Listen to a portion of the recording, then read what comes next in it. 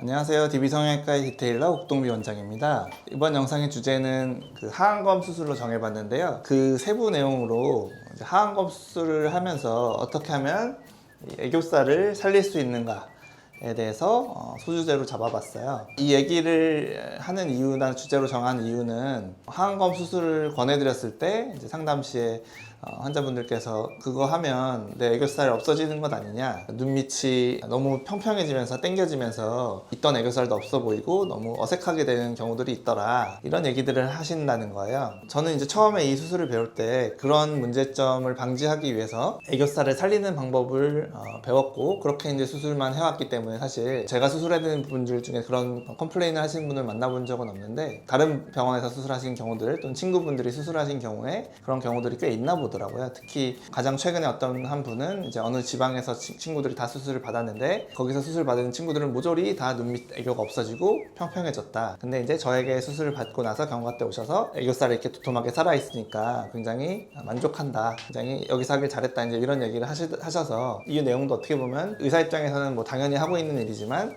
어떤 원리에서 애교살이 살릴 수 있는지 그런 부분을 설명드리면 좋을 것 같다 싶어서 한번 주제로 정해봤어요. 세부학에 대해서 좀 보자면, 결국 이 하안검 수술이라는 것이 이제 처진 피부도 자르는 것이지만 눈밑 지방도 재배치를 해야 되는 것이거든요. 그래서 결국에는 피부와 근육층을 뚫고 들어가서 이 눈밑 지방으로 접근을 해야 되는데, 그 접근을 할 때 여기서 이제 일자로 들어가는 방법이 보통 쓰는 방법이 되겠지만, 그렇게 하지 않고 이걸 이제 피부와 근육층을 계단식, 피부층만 제거하고 근육층을 위쪽에 남긴 채로 들어가게 되면, 계단식으로 들어가게 되면, 그렇게 되면 이 늘어진 피부는 없어졌지만 근육층은 그대로 남아있는 거잖아요. 이 근육층의 이제 이름이 이제 오비큘라리스 오클리 머슬이라고 해서 눈을 감는 근육이 되겠거든요. 그 근육이 이제 이쪽에서 이제 애교살을 형성하는 그 원인이 되는 근육이기 때문에, 이 근육을 없애진 않더라도 피부만 자르게 되더라도 피부가 이제 위에서 이렇게 팽팽하게 당겨지다 보면 근육층이 눌려서 하안검 수술 이후에 애교살이 없어지는 경우들이 있을 수 있는데, 그렇기 때문에 이제 그런 일을 방지하고자 이쪽 근육층을 남겨놓는 거예요. 그리고 나서 이제 눈밑 지방 재배치를 하고요. 그 다음에 이제 이거를 갖다가 이제 봉합을 하게 되면 피부와 근육층이 이쪽 위로 가서 붙는 거잖아요. 그렇게 되면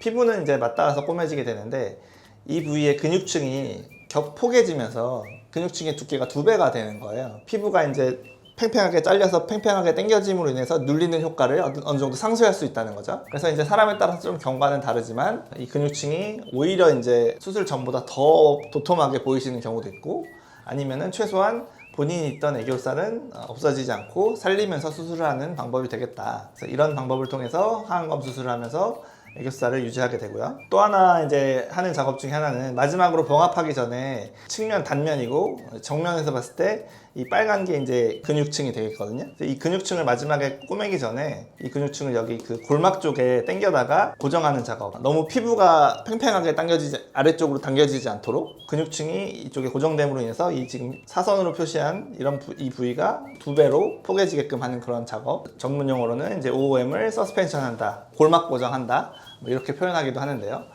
이런 작업을 통해서 하안검을 하면서 애교살을 유지하는 방법이 되겠어요. 이제 원리는 알아봤고 실제 케이스들도 한번 보면서 설명드릴게요.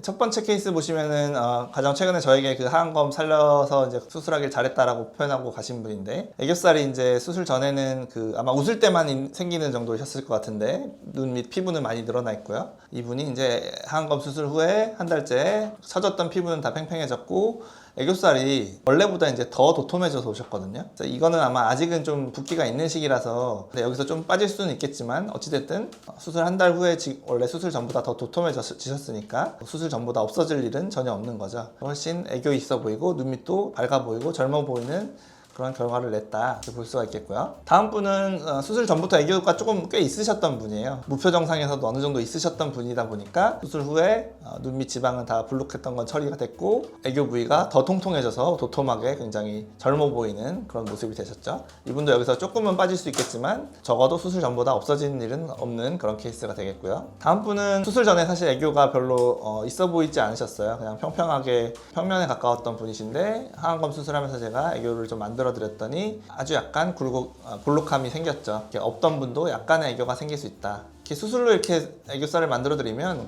필러로 만들어 드린 것보다 좀 더 자연스럽게 본인 조직을 이용해서 하는 것이기 때문에 좀 더 어색하지 않고 자연스럽게 생기는 것 같아요. 다음 분도 보시면은 수술 전에는 무표 정상에서는 별로 보이지 않고 아마 웃었을 때만 생기는 그 정도 애교를 갖고 계신데 하안검 수술 후에 밑에 처진 피부 다 해결됐고 애교살이 아주 얇게 도톰하게 잘 생겨서 훨씬 어려 보이고 밝아 보이는 결과를 냈고요. 다음 분도 애교살이 이제 오른쪽에만 살짝 있고 왼쪽은 별로 없는 그런 비대칭을 가지고 계셨는데 하안검 수술 후에 그렇다 보니까 오른쪽 애교가 좀 더 도톰하게 두껍게 나왔죠. 원래 있던 비대칭은 맞출 수는 없지만 어찌됐든 있던 애교는 없어지지 않게끔 하면서 이렇게 하안검 수술을 해야 눈 밑이 어색하지 않는 그런 결과를 낸다 이렇게 보실 수가 있겠고요. 다음 케이스도 애교살이 그러니까 눈 밑에가 지방에 의해서 불룩하면 애교살이 있던 분도 이렇게 좀 같이 없어 보이는 그런 경우들이 있어요. 밑에가 불룩해지니까 그 밑에 부분을 처리해주고 애교를 살려주면 이렇게 젊었을 때 모습 그대로 애교는 있으면서 눈 밑이 평평해지는 그런 결과를 낼 수가 있고요. 마지막 케이스의 경우가 이제 애교살이 거의 처진 피부와 합쳐져가지고 이게 굉장히 두꺼워 보이는 이런 경우들이 있거든요. 그러니까 이거는 애교살이 사실 아닌 건데 애교의 경계와 눈 밑 피부의 경계가 없어져 버린 이런 케이스가 되겠죠. 그래서 이런 경우 하안검 수술을 하면서 애교살을 살려주면 있어야 될 애교 부위만 도톰하게 남고 밑에 처진 피부는 없어지면서 애교와 어떤 눈 밑의 경계들이 확실하게 다시 살아나게 된다 이렇게 볼 수가 있겠어요. 정리해보자면 저에겐 당연한 일이지만 최근에 어떤 환자분이 한번 저에게 상기시켜줌으로 인해서 저에겐 당연한 일이지만 그렇지 않게 수술하는 곳들도 많다 보니까 병원들도 사실 이런 방법을 알고 이렇게 해드렸으면 좋겠어요. 그렇지만 제가 가서 일일이 가르쳐드릴 수는 없는 노릇이고 저는 이런 방법을 통해서 눈밑이 어색하지 않은 하안검 수술 결과를 내고 있으니까 애교살에 대해서 좀 이렇게 신경 쓰시는 분들 그럼 평평해지기 싫은 분들 하안검 하고 싶은 분들이 있으면 찾아오시기 바랍니다. 지금까지 DB성형외과 국동비 원장이었습니다. 감사합니다.